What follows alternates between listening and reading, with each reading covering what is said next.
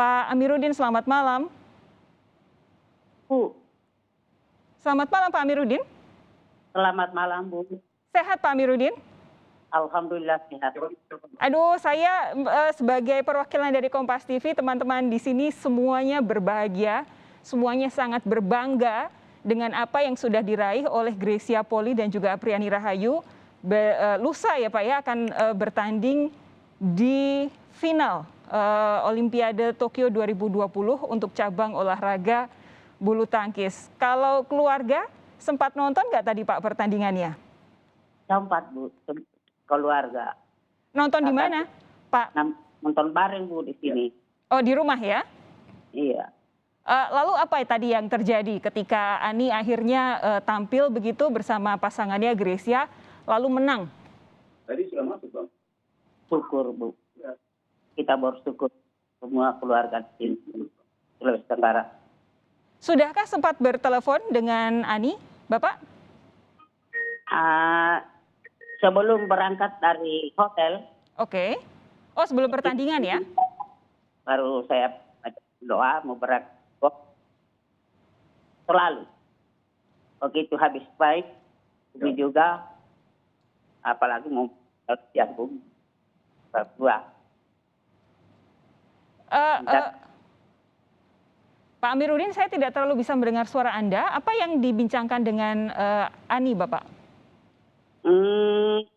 Masalah bertandingnya. Oke, apa yang dia ceritakan? Diceritakan ini lawan. Saya bilang, kamu tekun saja. Yang penting kamu tidak sombong apa itu yang sampaikan. Penuh dengan doa. Oke. Adakah Apriani juga bercerita persiapannya untuk hari Senin, Pak Amiruddin? Kan Senin ini kan jadi torehan sejarah tersendiri ini. Ini kali pertama ganda putri Indonesia melaju sampai final di Olimpiade. Kemudian Ani di Olimpiade Tokyo saat ini juga baru pertama kali mencicipi pertandingan di Olimpiade ya Pak ya, langsung masuk final. Iya, alhamdulillah Bu. Alhamdulillah, iya kami senang banget mendengarnya. Tapi apa yang disampaikan untuk persiapan hari Senin, pertandingan final Pak Amiruddin? Saya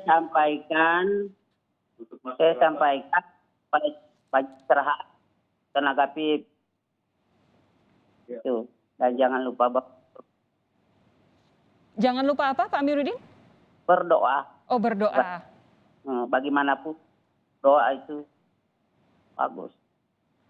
Oke, Pak Amiruddin, tampaknya sambungan kami dengan Pak Amiruddin masih terganggu dari sisi sinyal. Kami coba untuk menelpon ulang Pak Amiruddin ya. Sebentar ya Bapak. Saat ini saya akan berbincang dengan Menpora Zainuddin Amali. Pak Zainuddin Amali, selamat malam. Selamat malam. Sehat Bapak? Sehat. Senyumnya lebar sekali, pasti senang sekali malam hari ini ya. Karena dapat dua kabar bagus, yaitu Gracia Poli, Apriani Rahayu pasti akan dapat medali. Kita berharap bisa mendapatkan medali emas, kemudian Anthony Ginting bisa melaju ke semifinal.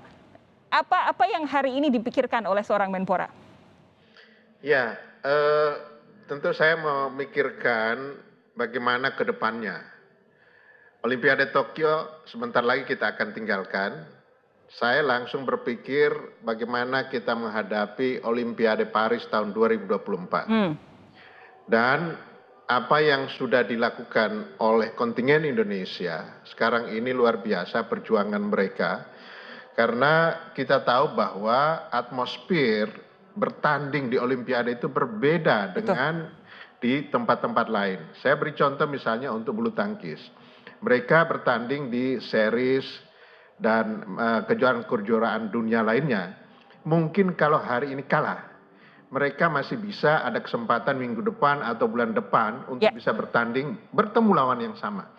Tetapi di Olimpiade itu baru bisa ketemu 4 tahun yang akan datang. Dan belum tentu juga mereka yang akan berangkat. Jadi tekanan, pressure yang ada di Olimpiade itu sangat besar, sangat-sangat kuat.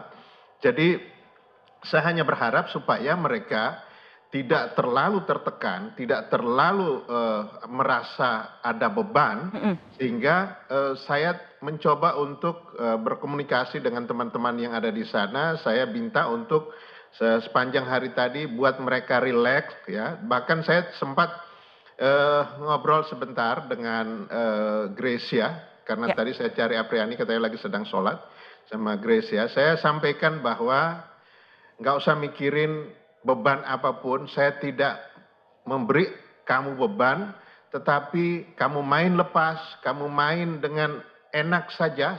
Ya, anggap saja sedang main di Platnas di tempat mereka di Cipayung sana, sehingga tidak ada tekanan yang membuat dia akhirnya jadi membuat kesalahan-kesalahan.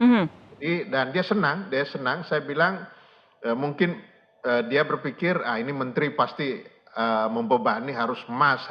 Saya bilang enggak, saya enggak. Kamu sudah sampai di final saja saya sudah senang dan pasti rakyat Indonesia bangga dengan kalian. Jadi hal-hal yang seperti itu harus dilakukan kepada mereka sehingga mereka tidak merasa tertekan dan dia punya beban. Sehingga harus dibuat rileks, serileks mungkin mereka. Supaya all out ya. Pak Zainuddin, tapi begini, kalau dari sisi pencapaian target, khususnya kalau yang di bidang bulu tangkis ini, sebenarnya seperti apa sih dari perencanaan kemudian hasilnya sampai dengan hari ini? Karena seperti Gracia dan juga Apriani kan sama sekali tidak ditarget untuk bisa masuk final. Kita bahkan baru pertama kali ini ganda putri Indonesia bisa masuk final Olimpiade begitu. Apalagi Apriani baru sekali ini ikut pertandingan di Olimpiade. Ya, tentu sebelum berangkat kita ada hitung-hitungan ya. Kami kemudian dengan para pakar, para akademisi, praktisi membuat hitung-hitungan. Tetapi sekali lagi ini Olimpiade. Yang diunggulkan, unggulan-unggulan pertama gugur bahkan di tahap-tahap awal. Betul. Seperti misalnya pemain Jepang, Kento Mamoto. Ya. Ya, itu langsung gugur dia. Kemudian ya pasangan kita yang diunggulkan yang ganda kan gitu ya di babak selanjutnya. Jadi Olimpiade ini susah untuk kita tebak karena bisa jadi yang underdog itu juga mereka lebih rileks, lebih tidak punya beban sehingga dia main lepas.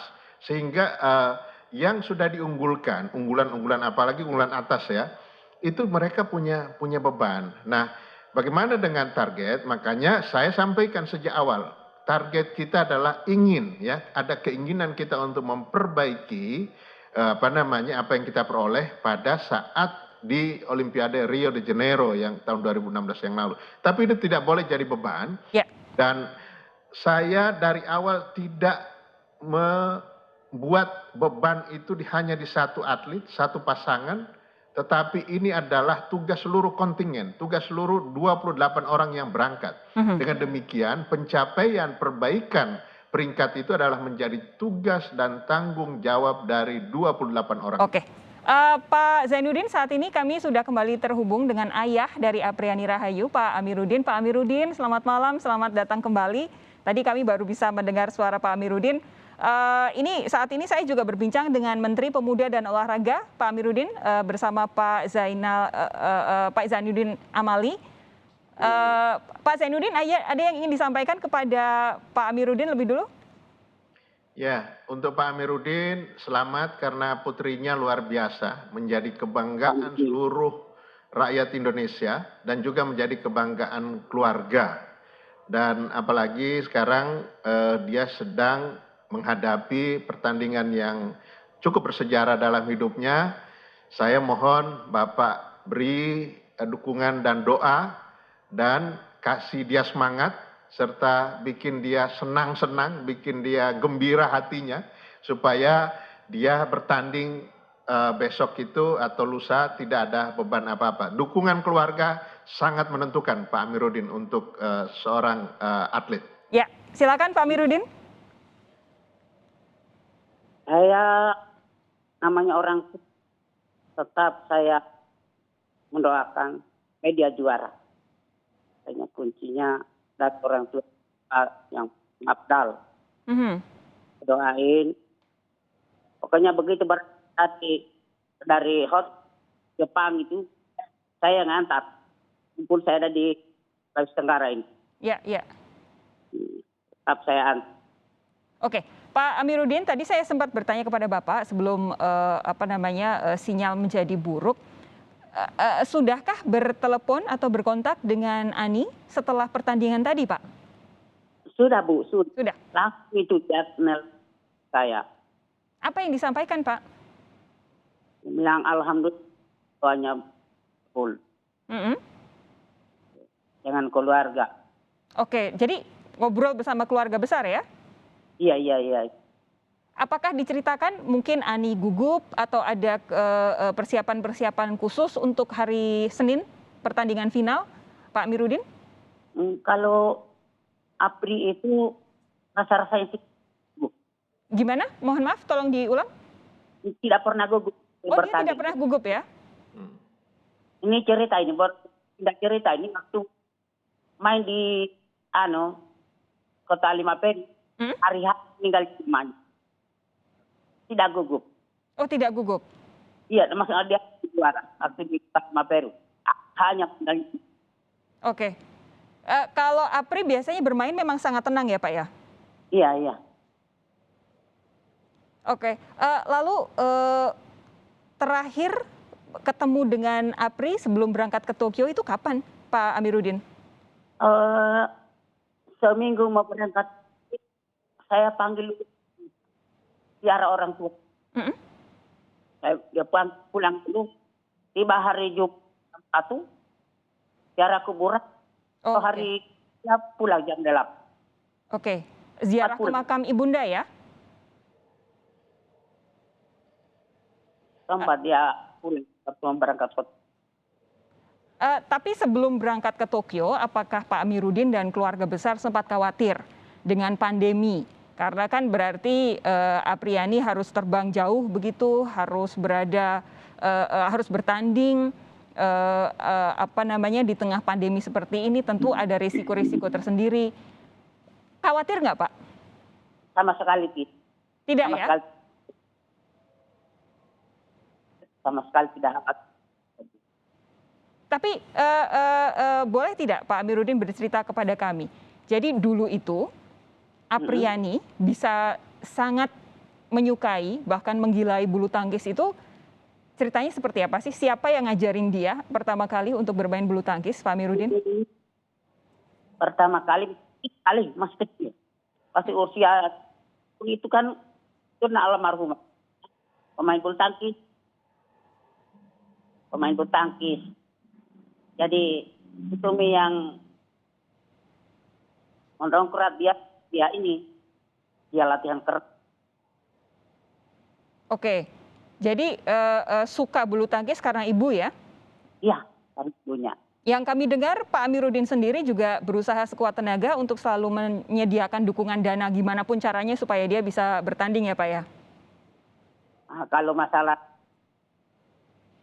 bayangkan itu jabu disambung-sambung. Oke. Ada yang manen masih bisa sambung. Saya usaha, supaya dia bisa. Selalu saya dari rumah Bu 9 kilo naik sepeda. Untuk?